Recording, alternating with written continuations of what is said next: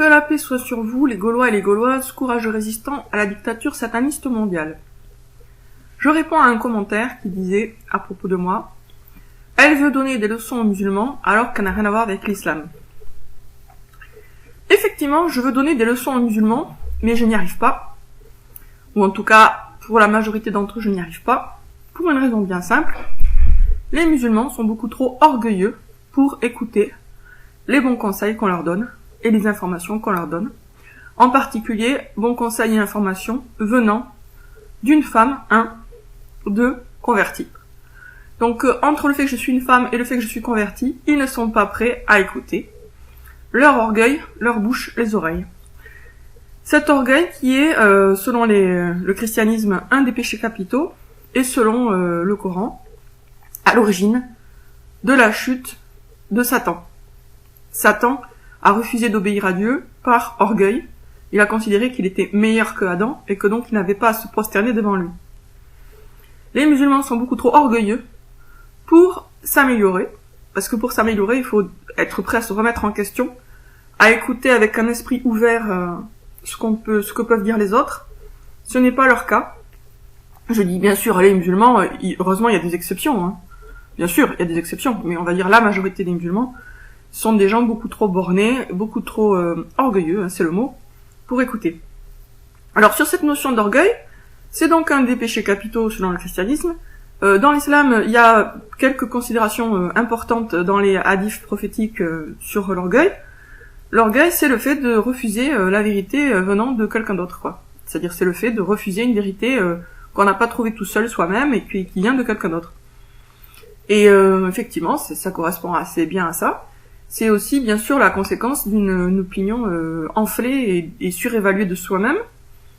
On se surestime et ça donne l'orgueil. Donc les musulmans se surestiment, ils s'estiment bien guidés alors que pourtant leur situation objective leur montre que Dieu n'est pas d'accord avec eux sur ce point-là, hein, parce que s'ils étaient bien guidés, Dieu leur donnerait la victoire. Dieu ne donne pas la victoire à des injustes sur des justes, hein, donc au niveau collectif. Donc si les musulmans étaient vraiment aussi bien guidés qu'ils se croient guidés, ils auraient la victoire, ils seraient pas sous les pieds des autres communautés. Donc c'est par orgueil effectivement qu'ils écouteront pas mes bons conseils et les informations que je leur donne. Et à ce propos donc, à propos de l'orgueil, j'aimerais faire la différence entre l'orgueil et l'ego, parce que ce sont deux notions très différentes, et de nos jours on a tendance à les confondre. Donc beaucoup de gens qui se veulent dans la spiritualité ou dans la religion parlent de l'ego et du mal fait par l'ego et du fait qu'il faut vaincre son ego, gna gna gna. En fait, l'ego, c'est une notion qui est différente de l'orgueil. Et autant l'orgueil, c'est effectivement une notion importante et c'est un défaut gravissime qui est à l'origine de beaucoup d'autres problèmes et beaucoup d'autres défauts, autant l'ego, en réalité, c'est une notion récente qui vient d'un philosophe allemand. Je sais plus si c'est Schopenhauer ou Hegel, enfin c'est un philosophe allemand incompréhensible de base, qui a importé ce mot de latin, puisque c'est du latin, dans la langue allemande, et puis ensuite, par suite, dans la langue française. En fait, ego, ça signifie moi, je. Donc, du coup, c'est un mot c'est une notion hybride, où se mélange la notion d'orgueil, qui est claire. L'orgueil, c'est l'arrogance, c'est le fait de se croire supérieur alors qu'on ne l'est pas, c'est le refus des vérités qui nous dérangent, donc ça c'est l'orgueil. Et l'orgueil, comme je vous disais, c'est un concept tout à fait clair et limpide dont on a besoin pour penser de façon juste, alors que l'ego c'est un concept bâtard, hybride, et c'est pour ça d'ailleurs qu'il est récent dans la langue, parce qu'en général les notions importantes, c'est des notions qui sont là depuis toujours, ou depuis presque toujours, et ça c'est que depuis le 19e siècle qu'on parle d'ego, donc c'est tout récent. Et cette notion bâtarde, elle mélange deux trucs. Elle mélange la personnalité, le moi, le je, donc l'identité, et l'orgueil. Or, ce sont deux choses différentes.